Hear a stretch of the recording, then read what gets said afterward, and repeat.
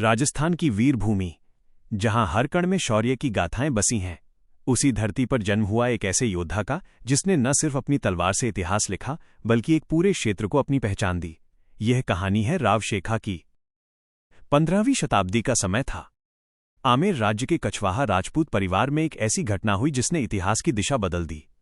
कहा जाता है कि राव मोकल के कोई संतान नहीं थी।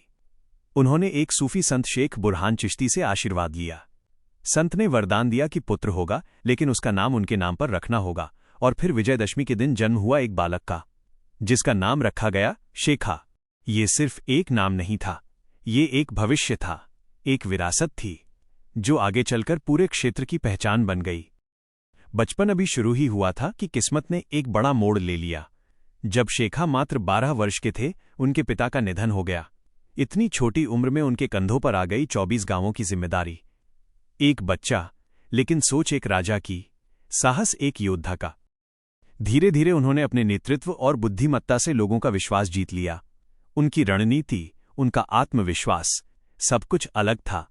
वो सिर्फ शासन नहीं कर रहे थे, वो एक साम्राज्य की नींव रख रहे थे। जैसे जैसे उनकी शक्ति बढ़ने लगी, आमेर के शासकों को ये स्वीकार नहीं हुआ। टकराव शुरू हुआ, कई बार उन पर हमले किए गए, लेकिन हर बार शेखा ने डटकर सामना किया। उन्होंने अपने सहयोगियों के साथ मिलकर हर चुनौती को परास्त किया। यही वो समय था जब उन्होंने तय किया कि अब वे किसी के अधीन नहीं रहेंगे। उन्होंने अपनी स्वतंत्र सत्ता स्थापित की, और यहीं से जन्म हुआ एक नए क्षेत्र का, जिसका नाम पड़ा शेखावाटी। उन्होंने अमरसर को अपनी राजधानी बनाया, पूरे क्षेत्र को ठिकानों में विभाजित किया, हर ठिकाने पर मजबूत किले बनवाए, प्रशासन को इस तरह व्यवस्थित किया कि हर हिस्सा सुरक्षित और संगठित रहे।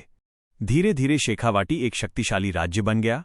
आज का सीकर, झुंझुनू और चूरू, यही वही क्षेत्र हैं जो कभी उनकी दूरदर्शिता का परिणाम थे। समय बीतता गया और उनके वंशज कहलाए शेखावत। यह वंश आने वाले कई सौ वर्षों तक इस क्षेत्र पर राज करता रहा।